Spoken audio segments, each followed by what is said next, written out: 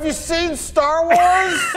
Recently, I've been getting my girlfriend into Star Wars content outside of the movies. So we watched the Clone Wars series, and recently I watched her play Jedi Fallen Order. I helped her out any way I can, and Miss Only did a very good job. She finished the campaign, and this is a game that came out in 2019. And playing it again, almost 2 years later, I have to say the game still holds up perfectly and is easily the best Star Wars game from EA, and I would even argue it's the best Star Wars game in the last 10 years, but fans of The Force Unleashed 2 and the Old Republic MMO, they may disagree. But before I get into why I love this game so much, I would love it if all of you guys could leave a like on this video, and maybe even subscribing if you want more like this. But back to this game, back to Jedi Fallen Order, what makes this game so special? What do I think is making this game better than both EA Battlefront games? Well, to start things off, it's a story-driven game. For a while, EA said that gamers don't care about single-player story-driven games, and this game not only proved them wrong,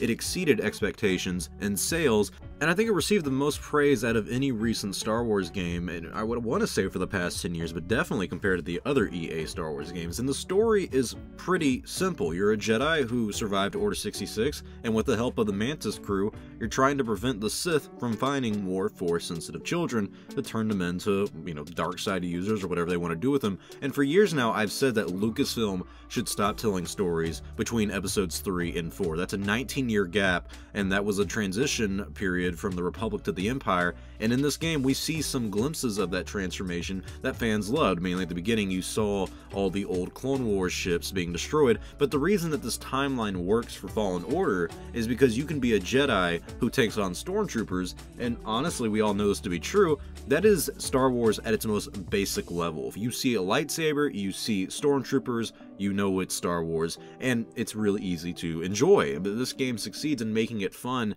and lighthearted, similar to the original trilogy. The stormtroopers, they tell jokes, they come in waves, and they truly make you feel like you are single-handedly fighting the Empire. And part of the fun to this game for me was the multiple planets that you get to visit. This game isn't a true open world game per se, which is unfortunate, but being able to explore 5 planets with their own unique connection to the Star Wars universe, but also filled with lore that diehard fans can indulge themselves with, I love that aspect of this game. It's one of the best parts to this game is that you have multiple planets to visit at almost any time that you want during the game. The first planet that we really visit, Bogano, I think is what it's called. I don't have the name in front of me, but it's your starter planet, and it's not much to it. But Zepho is where you can learn about these ancient species called the Zepho who use the Force to advance themselves, and then they kind of disappeared. And the whole game you're figuring out why, like what happened to them. That's another almost subplot to the story. Kashyyyk is where all the Wookiees are at, and that's something that we get to visit, and it's the biggest map in the game. There's so much more to Kashyyyk. You get to go on the biggest tree, I think, on the planet. Dathomir is the hardest planet in my opinion, but it's also the coolest because it deals with the dark side, it deals with the Night Sisters, it has a lot of callbacks to the Clone Wars. And lastly, we have Ilum, the planet that would become Starkiller Base in The Force Awakens. You see a little bit of that in the early works, but this is also where the Jedi get their Kyber crystals in many Star Wars stories. You're free to explore these planets, and if I had it my way, these planets would all have their own unique story that feels like a campaign in of itself, and then you go to the next one and it's another ordeal, but you choose the order that you go in. I'm just wishful thinking here, but what Respawn did for Jedi Fallen Order was give the player the feeling that they can go from planet to planet and get a different feeling every single time. No planet is the same, and neither are the enemies that you face there. Sure, there may be some stormtroopers on every planet, but the creatures, the environment, all of that is drastically different, and it really makes you feel like you're in the Star Wars universe. As a Star Wars fan who looks at these planets all the time, the planets make you feel like you're on them, but it's straight out of the movie. It doesn't feel like they're adapting it from a comic book or a book or even watching the movie and doing their own version of it. No, it feels like they're literally adapting it from what we've seen in television and what we've seen in the movies to this video game. I do have to address one of my favorite parts about this game though, and that's the combat. They really made the combat in this game feel satisfying. When you block or parry an enemy's attack to follow up with your own, it feels very smooth. I love how when you take on different enemies, you need to have different strategies. Attacks and defenses all play a major role in the combat system, plus you can even add a focus on what you want to upgrade first. Do you want to be really strong with the Force and use a lot of Force abilities in combat? Do you want to be really good with a lightsaber and unlock unique throws and slashes and whatnot? Or you can just focus on survival and upgrading the stems from BD8 and all that. I think it would be great if in the sequel, where after some time of leveling up, you have to pick which one you want to excel at. You can either be really good with the Force abilities, or you can be really good at lightsaber combat. And that's something that we know the Jedi do themselves. You have Jedi Consulars who normally have green lightsabers, they focus on the Force, they're not that great at lightsaber combat. Then you have Jedi Guardians who use blue lightsabers, they're really good at combat and lightsaber battles, but they're not as strong in the Force as the Consulars are. But the way the combat system in this game works doesn't need to change all that much. It feels very fluid and thought out, and everyone will have different playstyles. And I also hope they add to the combat in the next game, because I really like the double-bladed lightsaber. It just feels like they didn't explore that enough in my personal opinion. But for me, the biggest shock of replaying this game was I did not realize how much I liked the characters in Jedi Fallen Order.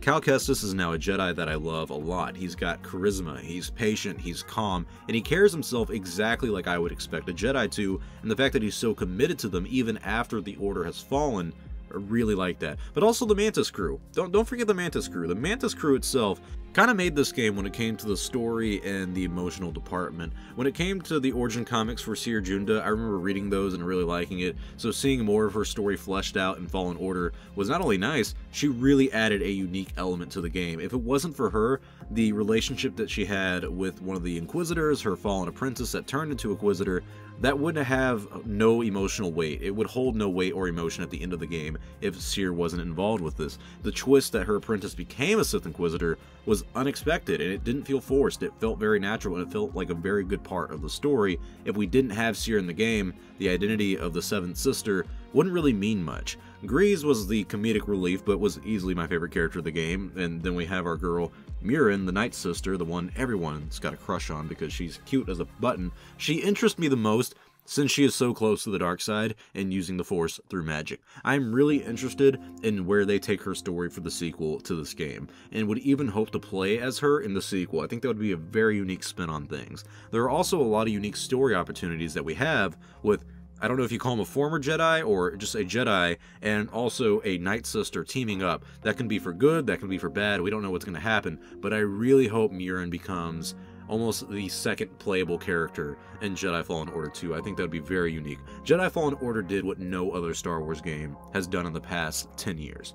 They take you to the Star Wars galaxy, and they let you play out a well-written story without any hassle. There were no microtransactions that brought the game down, the story was fun to play, and the game delivers on that classic Star Wars feeling. I honestly can't wait for the sequel. My only complaint about Fallen Order is that it lacks replay value, since you can only redo the story. Combat challenges, battle grid, all that stuff can only keep you engaged for so long. But with all that said, here's the Jedi Fallen Order, easily the best EA Star Wars game, and arguably the best Star Wars game of the past 10 years. And I hope the sequel can improve this already impressive game. But tell me your thoughts in the comments section below. Have you played Jedi Fallen Order? Have you replayed it recently? And if you have, what did you think of it? I know it's been 2 years, but I really think this game is worth a replay, and I think you'll forget how good of a game this is, and how much attention we should focus on for the upcoming game, probably coming out in 2023 right now. So thank you all for watching. If you enjoyed this video, please give it a thumbs up, and that does help out the channel. If you want to become a fan of Star Wars only, you can subscribe to the channel, and then you will officially be an only fan. This time, there are no fees to being an only fan. So subscribe and hit the bell icon to stay up to date on the latest news in Star Wars. I'm Star Wars Only. I will see you all next time, and may the Force be with you always.